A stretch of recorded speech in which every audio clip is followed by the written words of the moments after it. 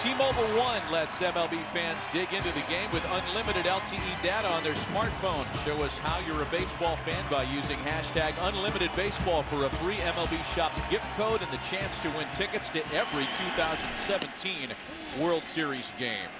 Travis Wood continues after throwing one pitch to end the bottom of the 7th, and he's going to have to run the gauntlet here in the Giants' half of the 8th. Belt, Posey, and Pence in a one-run game.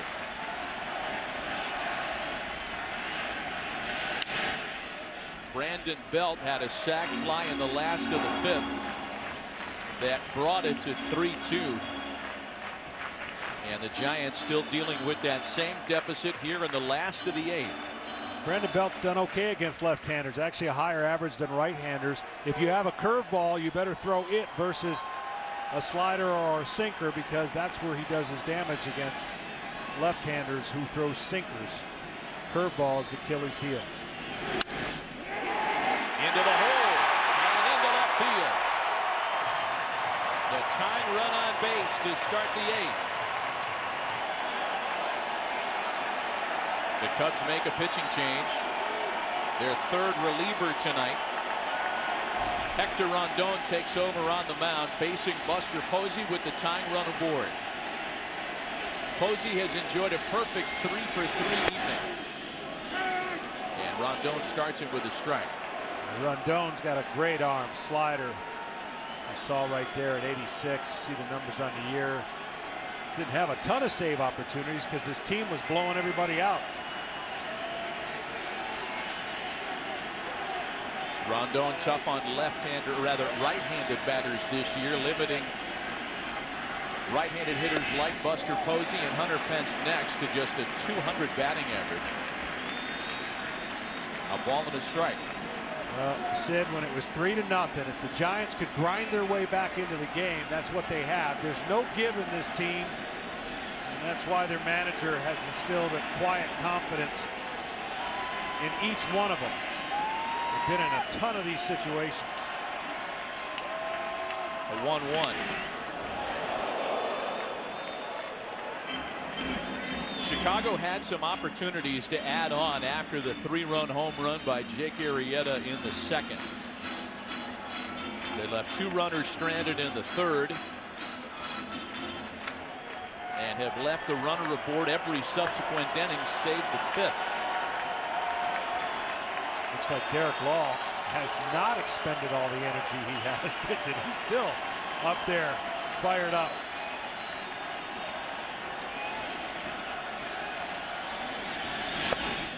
Two balls and 2 strikes to Buster Posey.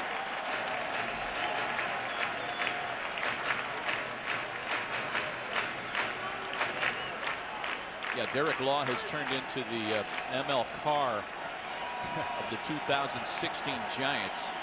Chief towel waver.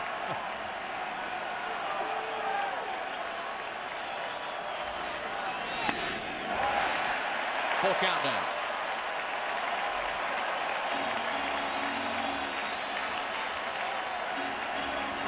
Well, 3-2. Do you trust Buster Posey, who doesn't run well, and send the runner to stay out of a double play, trusting that he will not strike out? That's why you get paid the big bucks, to make these decisions as the manager. Rondon issued fewer walks per 9 than any other Cubs reliever this year. Only 8 free passes in 51 innings of work out of the bullpen. I tell you, it depends on his confidence, but I would be so tempted to throw a 3-2 slider right here to one of the best hitters on the Giants.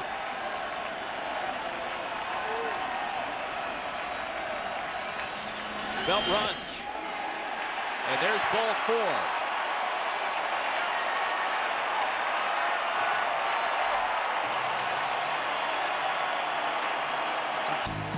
Well, Joe Madden wants his best here in the 8th with nobody out. The tying and go-ahead runs aboard for San Francisco, and the Cubs have made the move for Aroldis Chapman. They're hoping for a 6-out save out of their imported closer, who was perfect in save opportunities after the trade from Cincinnati. His first pitch to Hunter Pence, big swing and a miss at a 99-mile-an-hour fastball. Hunter Pence doesn't see a fastball he doesn't like. I was just getting ready to say, no chance he bunts here. He's hard enough to hit, hard enough to bunt, with left-handers coming up behind Pence. The chances of the Giants dramatically increase with what Pence does here at the plate. Behind 0-2, 102 miles an hour. So now Pence, as he does in most of his at-bats, after 2 strikes, he's going to try to find a way to put this in play. He'll cut down the stroke, he'll choke up, and he's going to do everything he can to try and advance the runners, if nothing else, put the ball in play. Belton Posey aboard. A ball and 2 strikes. Hunter Pence, in a small sample size, has had some success against Chapman in the past, 2 for 4.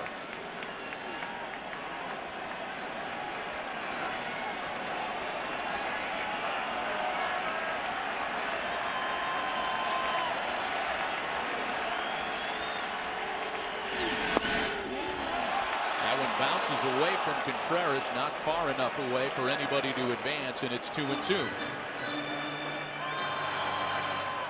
The San Francisco Giants, as we take another look at this one, just getting away from Contreras, they're one of 3 teams in baseball this year without a win when trailing after 8 innings.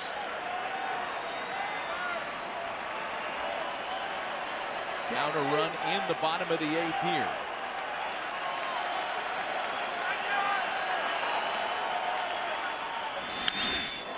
Pence hanging around. I'm telling you, Pence is unbelievable to watch over the last few years. Just when you think, okay, he put 2 good swings earlier to hit the ball in the wrong part of the park with the wind blowing in. When you're in this approach, 2-2, Chapman goes up. It's tougher for Pence to do what he wants to do. If the ball's down, he can do and put the ball in play. The next 2-2. Got him. You just can't do anything with it up there. And you got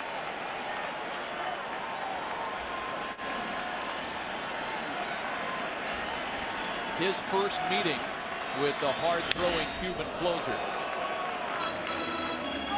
Aroldis Chapman, by the way, has had 1 6-out save opportunity in his career prior to tonight, and that was in August of 2013 as a Red. He converted on a 6-out save chance against Arizona. Joe Maddon doesn't care about any past history. He wants his best in the biggest moment of the game right here. Gillespie to right. Almora back. He can't get there. Belt scores. Here's Posey, and the Giants have taken the lead.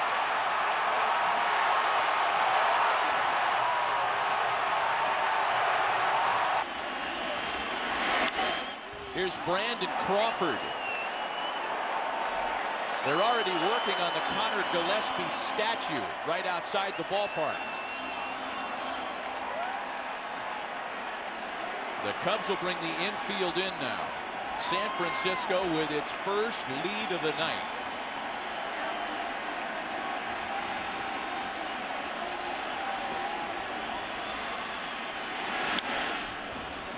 You know, one of the decisions Joe Maddon had to make the bullpen moves that he wanted here was to double switch his best defender out of the game, and that's Jason Hayward. Almora is a good defender, but he is not Jason Hayward, and you wonder if Hayward was in right, if they would have had a better chance to make that play.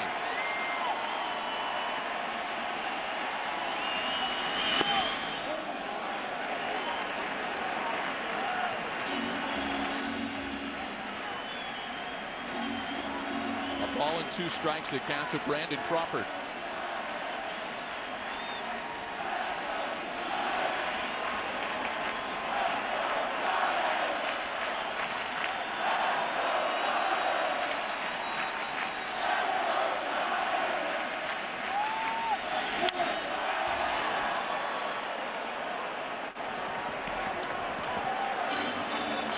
Giants lineup that had been absolutely flat for 2+ nights in this series. 2 runs on 12 hits combined in games 1 and 2. Tonight, 4 runs on 8 well-timed hits. Connor Gillespie's 2-run triple giving them the lead.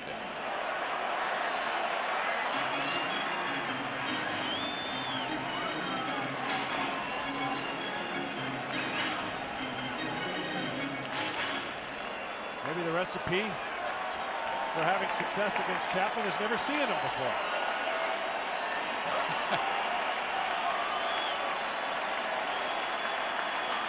Well, we talked about Madison Bumgarner's streak being broken of consecutive scoreless innings in the postseason. The Giants have broken another streak, a futility streak, in that they have finally plated runs against the Chicago bullpen. Something that hadn't happened for 33 1/3 innings this year. Bruce Bochy, just a little ho-hum attitude. Knew it the whole time that they were going to rally.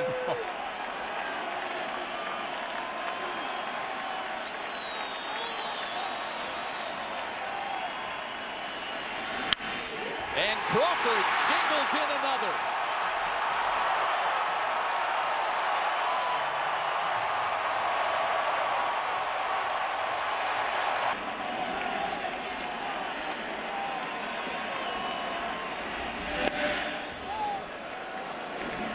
When the Cubs bat in the 9th, and they will do so trailing for the first time in this game, they'll have the top of the order.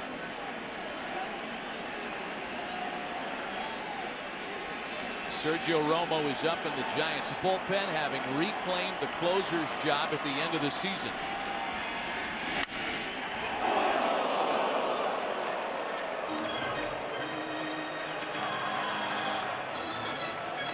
And I got to be thinking what Joe Madden was thinking is Bruce Bochy's bench is very thin, not a lot of options.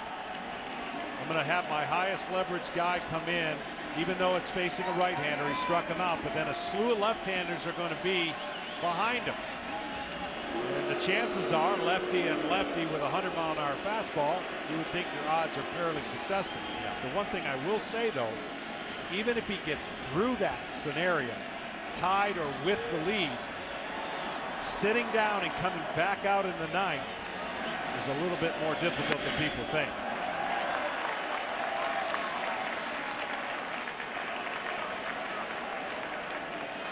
And on the other side, Romo was warming up, hoping to be in a position to have the lead. The rush of adrenaline that goes through him as the closer for the Giants is unmatched.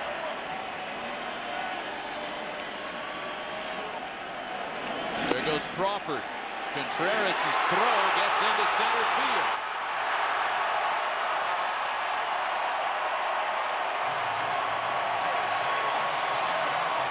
Runner at third with one away.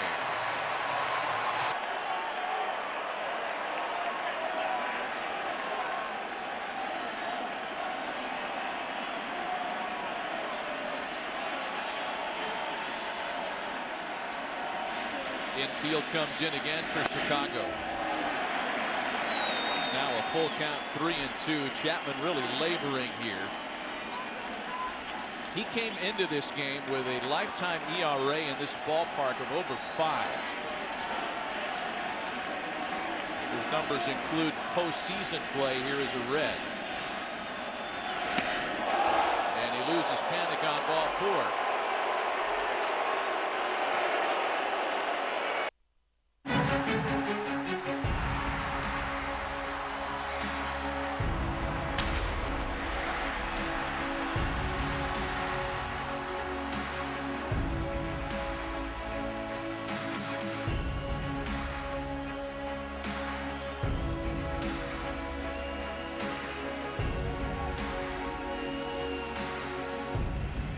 Well, these recent Giants postseason runs have unearthed a different, unlikely hero each time. Gregor Blanco is the first to face the new Cubs reliever Justin Grimm.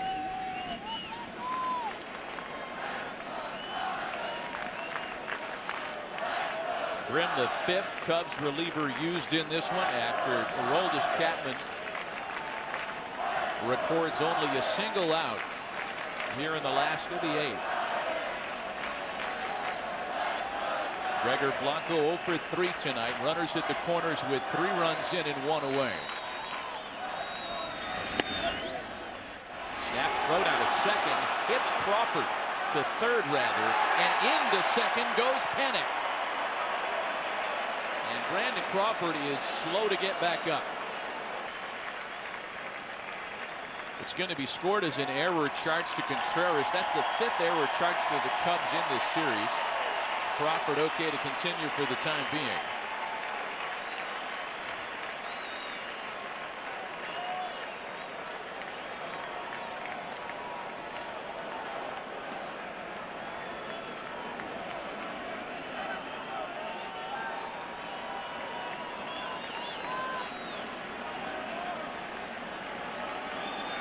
How many times have we said it here in the last of the eighth? The infield in for Chicago.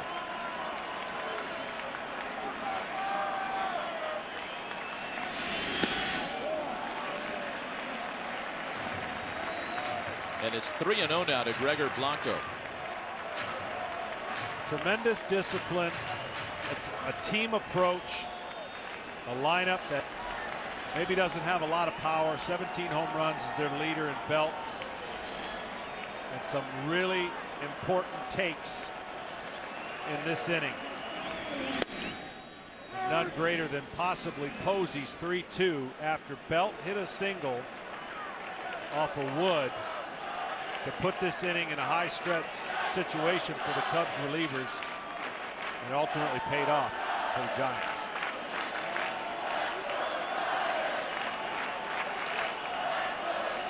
(3-1) to Blanco. Is bounced to the right side of the infield. Rizzo flips it to Grimm, and they are just able to get the runner. Pinch hitter will be Gorkys Hernandez, batting in the number 9 spot. And he is the 8th Giant to swing the bat this inning.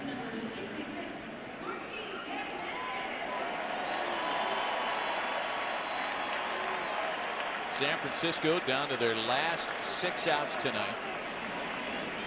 I tell you, you push Bruce Bochy into an elimination scenario, and the darndest things happen. This one ain't over yet. Chicago still has the top of the 9th. But the Giants, for the time being, summoning up some late magic tonight. Not to mention Bumgarner grinding like he does to keep it at 3. There was so many opportunities the Cubs could have blown this thing open, and the only way that they scored the 3 runs was via the 3-run homer by the pitcher, Arrieta.